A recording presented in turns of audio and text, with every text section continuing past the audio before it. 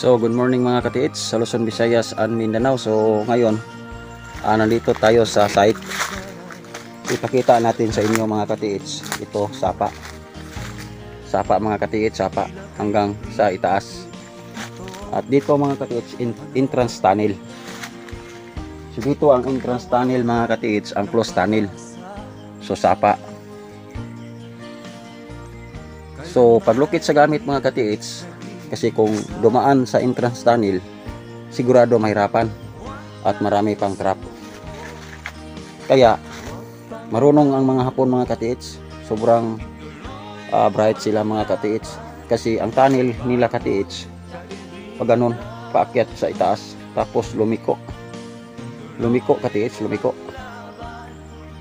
So paglukit sa itaas katiits, doon nalaman nga ang item nandoon sa unahan. So ating ipakita sa inyo mga katiits ang diskarte sa Hapon para maunawaan ninyo mga katiits. So doon tayo galing mga katiits sa entrance tunnel. So ang ginawa sa Hapon mga katiits, nagpaakyat ang paitaas ang tunnel. Tapos ang tropa sa mga katiits natin hindi pwede dumaan dyan sa tunnel kasi hidden tunnel, close tunnel siya, maraming trap. Kasi ginamitan natin gamit, mayroong trap siya mga katiits na hindi basta-basta. So aming gilukit, so dito siya binaon katiits, dito. So ito ang hukay, kita ko sa inyo mga katiits.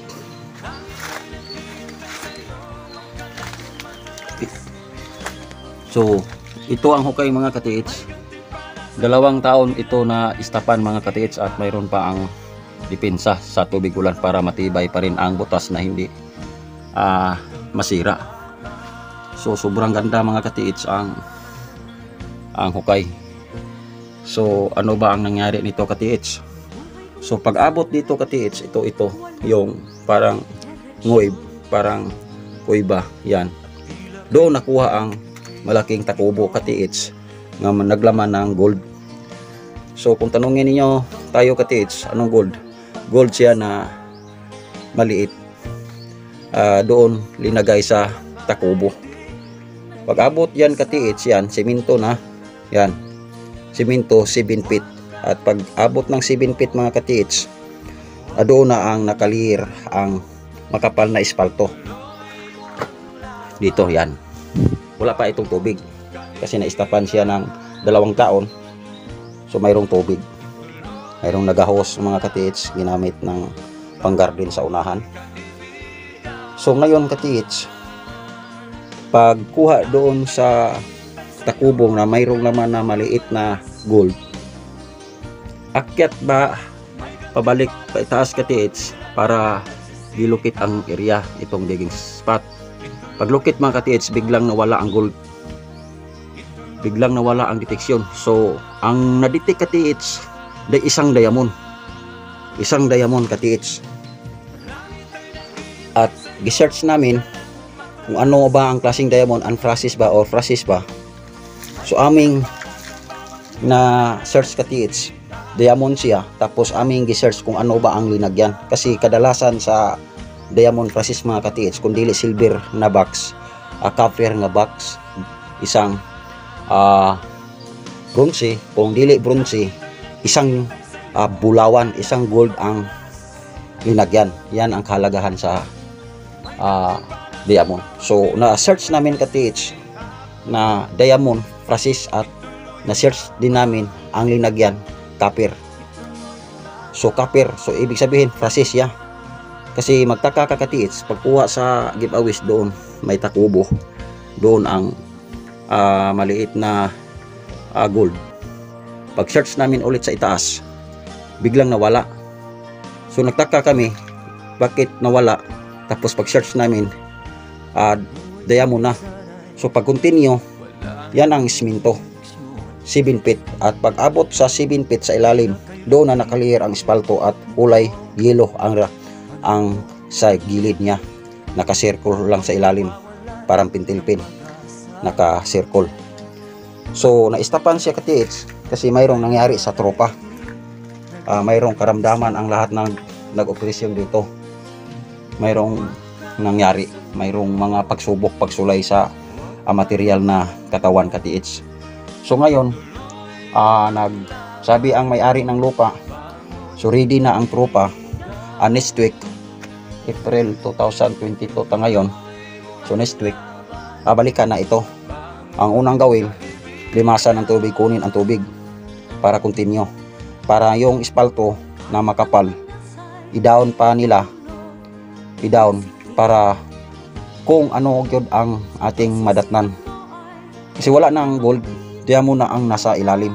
At magtaka ka kung wala siyang laman, bakit simento siya hanggang 7 feet at espalto at sa gilid may nakaliyir na kulay yelo.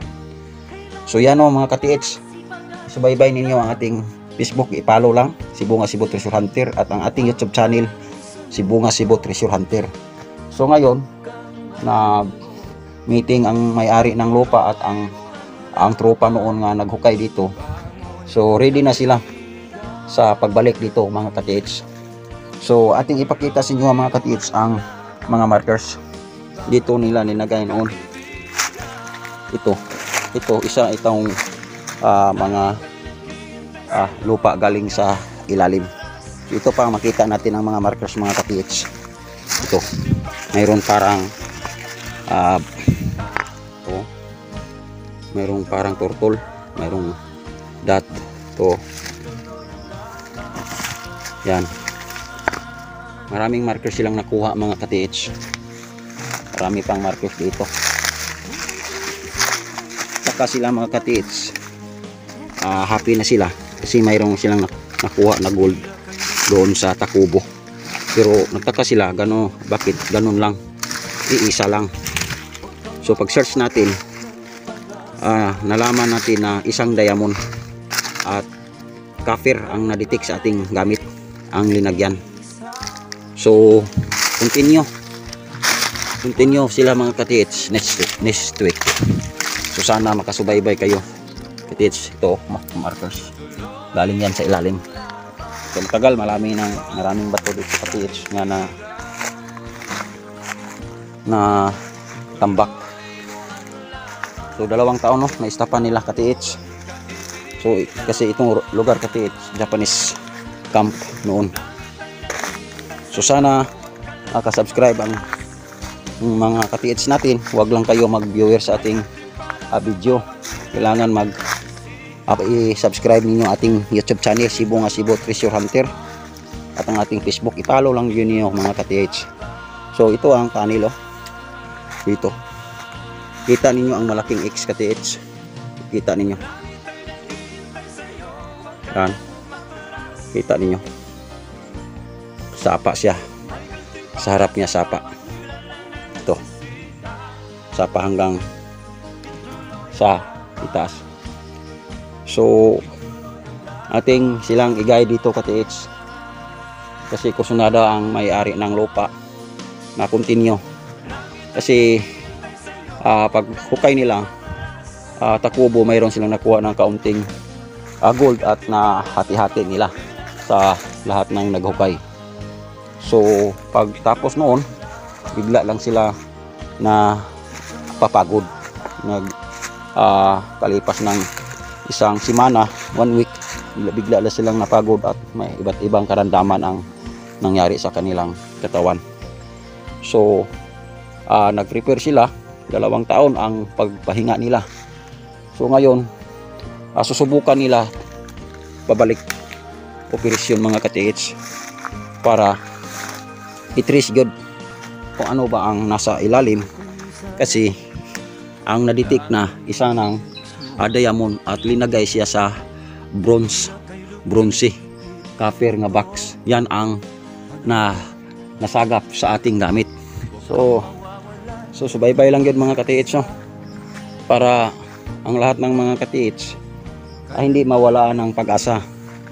Ang importante lang yun mga ka-TH, ito lang yun ikasabi ko. Bahala na kayo maniwala o sa hindi. Kailangan hindi kayo mag-asa sa inyong mga gamit.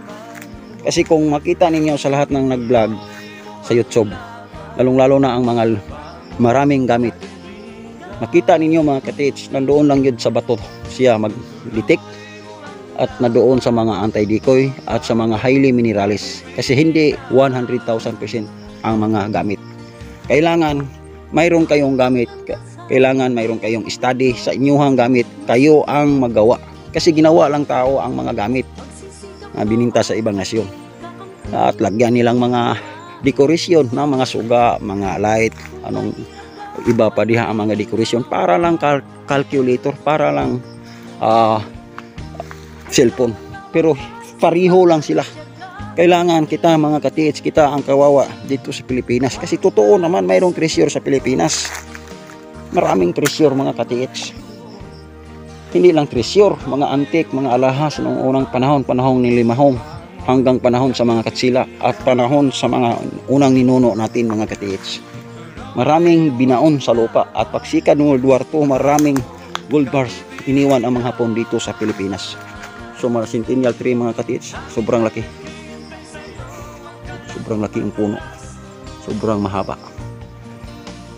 So yan lang akong ikasabi sa inyo mga katits. Kailangan ang gamit ninyo, kayo gyud ang mag-study. Huwag kayo mag-asa sa mga scanner. Maniwala kayo sa hindi. Bakit nalaman natin doon mga katits na isang diamond at isang copper ang deposito? At magtaka ka pagkakuha nila sa Takubo na mayroong gold, wala nang deteksyon. At pagpunta natin dito, kasi nagpa-search sila, ating na confirm na diamond. At confirm natin ang linagyan sa diamond copper. So gipadaw natin. Pagpadaw natin, bangga na agad simento. 7 feet. Pag abot ng 7 feet down mula sa itaas, walang kwenta ang itaas, doon magsugod sa start sa nakuna ng giveaways. Down 7 feet, simento lahat. Sobrang matigas mga katits. Sobrang nahirapan ang tropa noon. At bangga ng espalto, sobrang makapal. At may nakaribiting yelo sa gilid. Parang pintilpin ba nga gi-circle, gibilog, nasa gilid ng butas. So magtaka ka, bakit walang gold nang ma-detect? Tapos bakit solid pa rin ang pagdaon, mayroon pang simento? Ibig sabihin mayroon pang importanteng bagay nga nakabaon sa ilalim. So yan o, kasi walang nagsabi ng mayroong diamond binaon ng Hapon. Tayo lang mga katits, kasi confirm na natin yan mula sa Coronadal, South Cotabato. Nakabangga din tayo ng diamond at hanggang ngayon hindi pa nakuha.